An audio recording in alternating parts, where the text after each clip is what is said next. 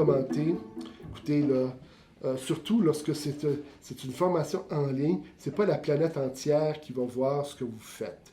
Souvenez-vous d'une chose, mon expérience me démontre une chose, les étudiants apprécient la valeur pédagogique du contenu. Même si parfois il y a au niveau de la forme, ça pourrait être un peu mieux, les étudiants vont plus apprécier, même si parfois ça demanderait quelques retouches, vont quand même apprécier si vous livrez du contenu intéressant, pertinent, alors que si vous passez des heures à lécher quelque chose, mais à leur donner une petite bribe de contenu, ils ne vont pas apprécier tant que ça.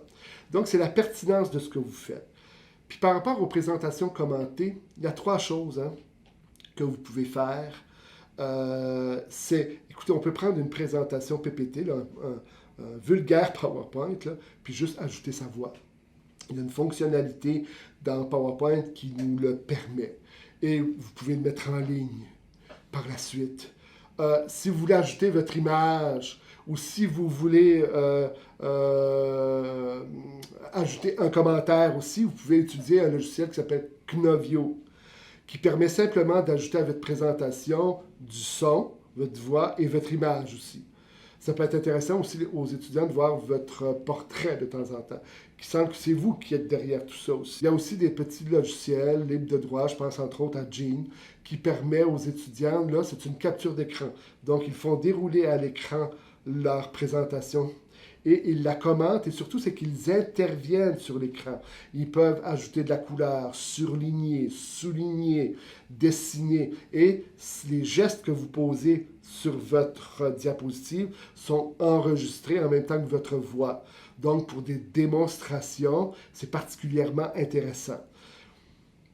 Ces 3 outils-là, on peut les utiliser assez simplement. Et souvenez-vous qu'une présentation commentée, c'est pas remplir une page de texte.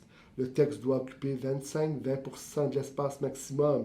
C'est vraiment des grandes lignes, c'est la structure de votre exposé, c'est les éléments essentiels de votre exposé, c'est les graphiques que vous présentez, c'est les schémas, c'est les images que vous présentez. C'est aussi la conceptualisation de ce que vous allez transmettre aux étudiants.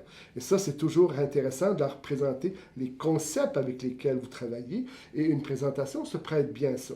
Surtout qu'on peut avoir travaillé avec un logiciel de schéma de concept, puis d'importer dans notre PPT nos schémas de concept. Mais on n'est pas obligé de tout faire en même temps.